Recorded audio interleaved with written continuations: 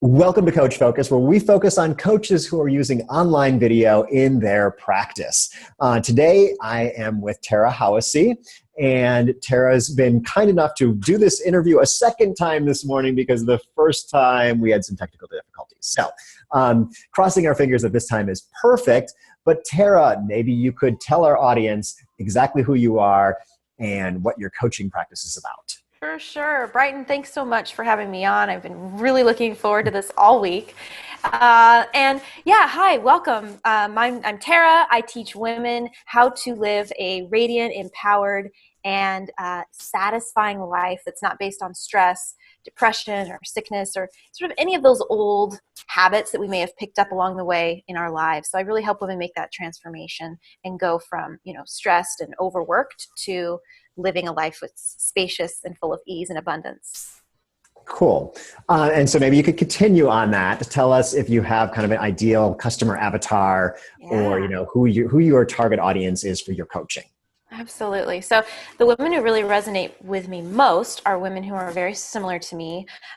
We often tease sort of in the spiritual world about age 29 is when the Saturn returns. I don't know if you believe in astrology, but 29 is generally an age where people sort of reflect on their lives and they're out of college and they're looking at, am I happy? Is this what I really wanted? Is this the life that I had intended to live? And so women that I support are generally from the ages of 21 up to around 35, with kind of 29, 30 being the median there. Mm-hmm. And they're often professionals, very successful.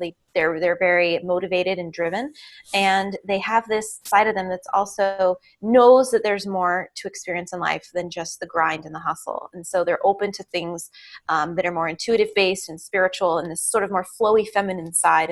And that's generally how they find me, is through video.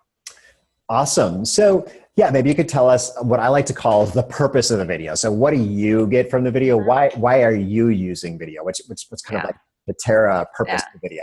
Yeah, well, I love to talk, and I'm very animated, and I've been told I'm charismatic. And so when I finally started finding my voice about a year ago, video and this sort of live video revolution that's upon us right now was sort of the perfect storm for me, because I was able to grab my webcam and my laptop and sit down and just start sharing, who I am and what I do, and was able to post my first video in a very easy way because I'm used to talking. I come from an acting and modeling background, and so like being able to just share and talk about who I am flowed really, really naturally versus like writing an email or a blog post. It was as if my spirit was able to just flow right through that medium and connect with people on a soul level. I mean, I can even see your eyes now, Brighton, so I know, like, I can feel you right through the camera. Mm-hmm. So that level of connection is really important for me, and a lot of women resonated with that right off the bat.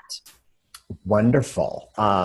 So the next thing I want to ask is about value. So I think of purpose as what you're getting, and value as to what you're providing. So your target audience, why are they coming back to watch your videos time and time again? Mm-hmm. Yeah. So I decided that I wasn't going to use my platforms just to, run the Tara show and just to talk about, my trip to Mexico or this or that. There was always going to be this theme. The thing is around things that are most important to me, and that's living well, living a life of, ease and radiance, and a positive and uplifting energy. And so even if I'm just taking a simple snap on Snapchat, a little short video talking about where I'm going to the gym, it's not based on me, look at me. It's based on how can I use the experience that I'm in right now to offer a tip or a tool to someone, no matter how small. And so I changed my focus from using my platforms as a way to just sort of like air myself and like have fun, to a way that I can communicate value and think about the other women on the other side of the camera. There's someone out there who's experiencing what I'm experiencing, and I want to be able to connect with her. And so every single thing I film, every single snap or video is all geared toward what value am I adding, or how can I make their day a little brighter, even if all it is I'm on there and I'm talking about something and I'm happy or whatnot. That I've had women come up to me and say, that was so positive. I need more of this energy in my life. So I watch your stuff just because your energy is so high and so good, and I just want to hang around that. Awesome. Then I also teach good shit too. So no problem. This is a whatever PG-13 show. Okay. Well, actually, you just reminded me of something. And I don't know if you know John Lee Dumas. He's a podcaster. I love him. Very good. Yes, I love him too. And he always talks about, I think he ends his shows with, you're the average of the 5 people you spend the most time with. And today you spent time with me and Tara Howisey. But it really, I think that's what a lot of what you just said is people watch your video, they experience your energy and your positivity, and they might not have that much in their life. They might, people might be more down around them, and they're like, okay, well, I'm going to go online and watch people who are positive. So I think that is really important. And also, I think one of the things is by seeing people's faces, there's something psychologically, there's actually a name for it, that you have like nasiofacial recognition system or something like that. But it's about how when people see human faces, they connect more. So, more so than a podcast, it's just a voice, or a blog post. Like you said, I'm not a big fan of blog posts. I'm not a big fan of creating blog posts. I like skimming through them. But yeah, it's great to have that kind of connection that you provide people, and then they get what they need in terms of their life of that positivity that you can provide. It's like video humanizes the internet. Suddenly we're back in the tribe again.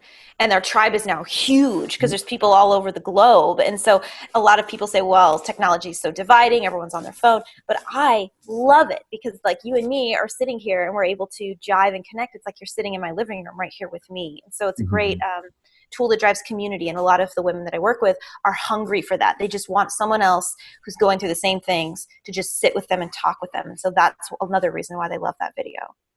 Awesome. Well, you talked a little bit about the types of video that you do.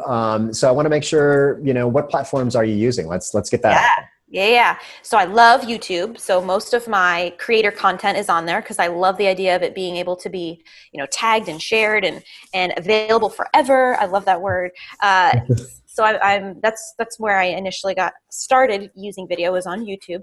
I also am just now starting Facebook Live, figuring out how to do that. I've posted natively to Facebook before and had great results. A lot of people see it.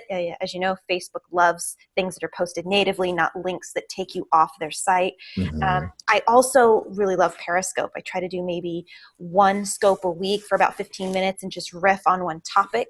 And it still has that spontaneity and lightness to it, like a Snapchat would have. But it's not clipped up. I can actually go for a period of time, maybe 10 minutes or whatnot.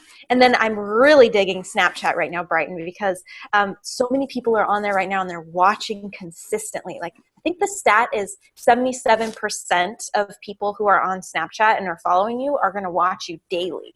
And so that opportunity to speak and connect with people every day, even if it's just for like a 30-second snap video, is huge. And so I really love sort of the combination of how each of these different video forms can kind of play together and support the whole message, but connect with people, when they need a full-on video or when they need just like 30 seconds of smiling.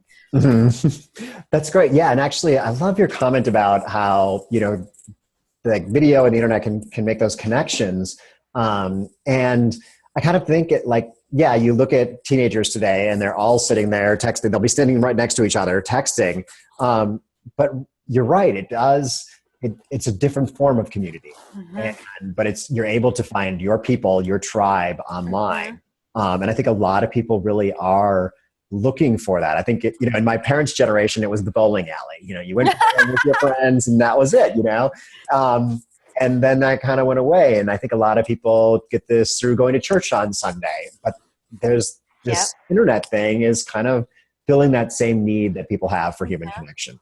And video does it best. Yeah. Can I say one more thing about that? Sure. Yeah. So I also love using video workshops and Google Hangouts, and where in the moment I can say, hey, I'm feeling XYZ. Does anyone want to talk about this? Or, hey, this just happened. And I can pop that link in one of my Facebook groups, and women are like, because suddenly they didn't have to schedule it. They didn't have to put in their calendar. They didn't have to go anywhere. They're on their phone as they drive, or hopefully it's on the dash. But or they're a passenger. Yeah, it's passive. Then you just tap in and get that hit without having to do a lot of work or effort. So that form of group hangout or video hangout, whether it's Google Hangouts or whatnot, is another way to just like weave in that community, even in a non-scheduled way. And I love that. It totally goes back to what you were saying about that new form of community on the internet. Yes. So I don't think we've talked in this interview about equipment because we recorded this twice. So, why don't you tell us what you use to make your videos so that people get an idea of what they would need if they wanted to jump into video? Sure. Well, honestly, Brighton, all you need is your cell phone. Hopefully you're using an iPhone. I found that works best. But honestly, for a lot of these apps, the Snapchat, the Periscope, they're built. They're literally, these video platforms are built to be used on your mobile device so that you could take it anywhere. You're ready to go. Inspiration strikes. You pop it open. When I was starting out, which was like a year ago, so not that long, I have a Logitech webcam in my laptop. And, I made it a rule for myself. I'm never going to get to a point where setting up my studio is going to take me so long that I lose inspiration to film a video. So I literally, for my first video, I just plugged it in to my laptop. I sat there, I hit start, I talked to the camera, I hit stop, and I uploaded. It was just as simple as that. So I'm a minimalist when it comes to gear, and I want to put my energy more into the as long as it's not breaking up and scratchy and fuzzy. I want to put my energy into my content and connecting with people and the message that I'm sharing versus a fancy setup. And that may change later, but right now I'm really not hung up on that. Mm-hmm.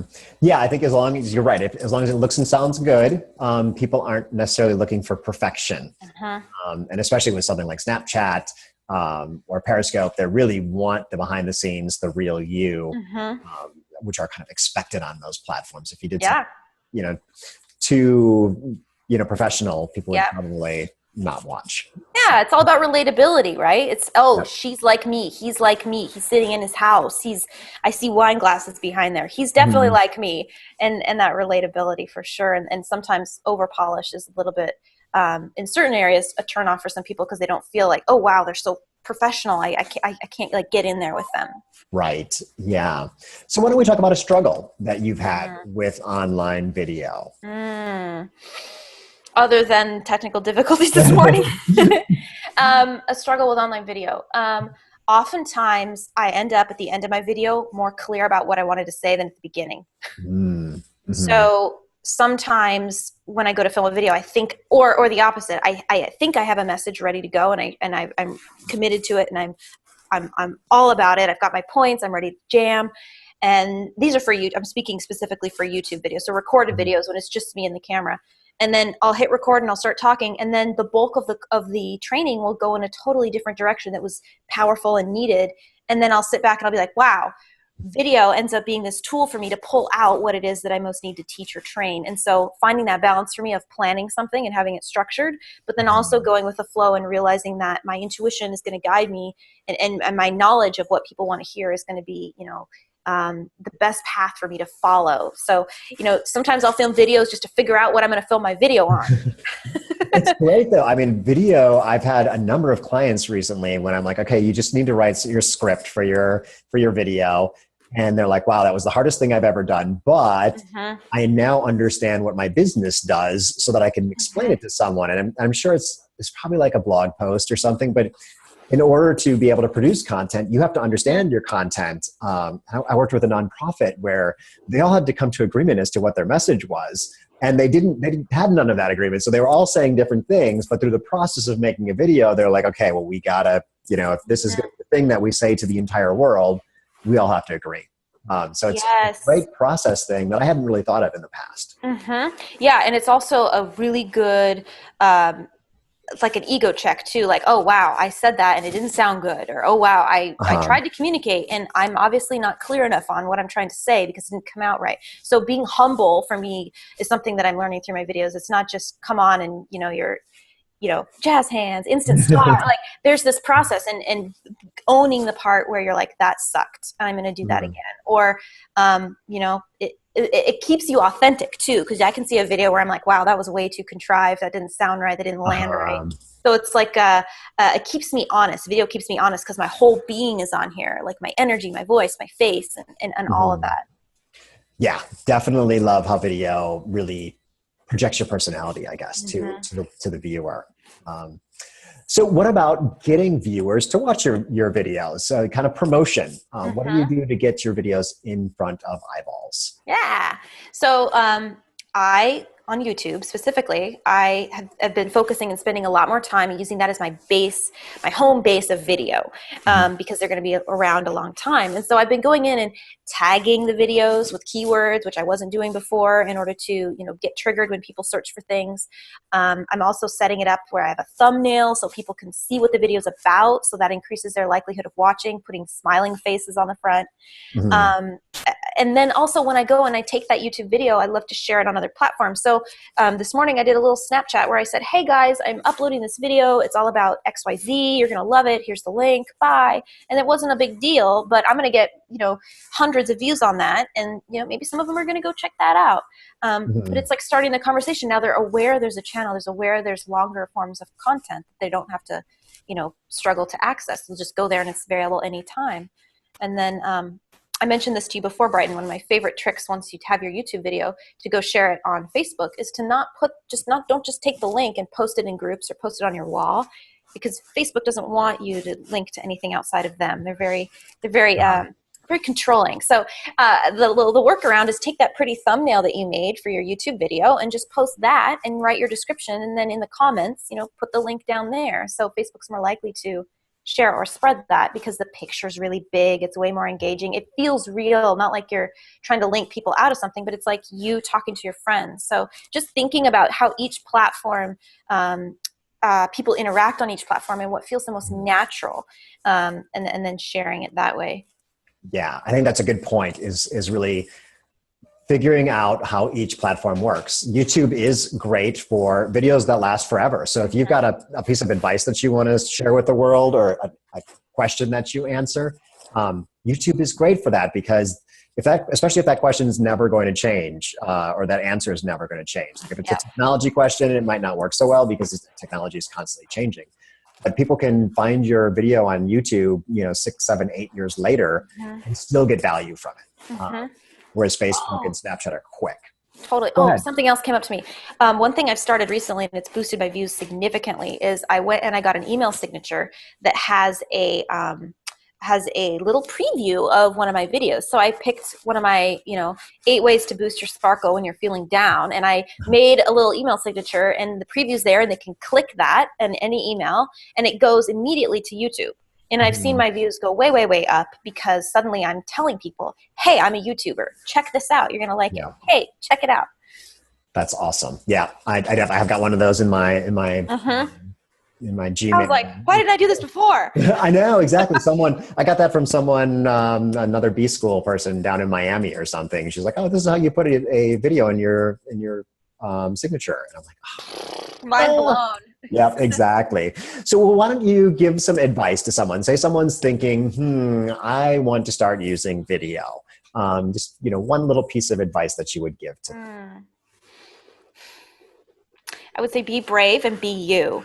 And there's always going to be someone who wants to listen and learn and hear what you have to say in the way that you have to say it. So you don't ever have to look like someone else or be as polished as someone else. You can just show up and be you, and your natural energy and spirit is going to attract your tribe every single time. And the video will translate that 100%. Awesome. I love that. I think this is something I was talking about last night, was that there are no new ideas, but the way you present an idea is going to be unique to you. So whatever it is, get out there and let your personality flow. Be okay with that. Be okay with your energy being the way it is, or who you are. And if you're okay with you, the whole world is going to be okay with you. Yeah. And some people want like Tara's high energy, and some people want someone who's really calm and introverted and whatnot. So whatever it is, just let it come across, and you'll find your people instead of trying to find Tara's people. Yep. No judgment. Yep, exactly. So, well, maybe we can let people know how they can become one of Tara's people. How can they find you online? So if you're interested, I'm Tara Howisey. Tara Howisey. Yeah, and some people I'm on there almost every day. my energy. My website is radiantgoddesscollective.com. So that's where I'm going to be posting a lot of my YouTube videos and other content. And you'll find your people instead of trying to find I'm on there all the time. So no judgment. If anyone has a question or a thought or a tip for me, let people know how they can come. Would love to connect with people. How can they? Awesome. Great. Well, thank you, Tara, so much for being flexible this morning, recording this interview twice, moving around your house to different places to find the best internet connection, and switching over to Zoom. I want to thank you for suggesting that, because this was flawless compared to our attempts this morning on Hazal. Yeah. So, but I will be back here next Wednesday, maybe in Zoom, maybe in who knows what. We're in the transitional period now for Coach Focused. But thank you very much, Tara, and we'll catch everybody else next week.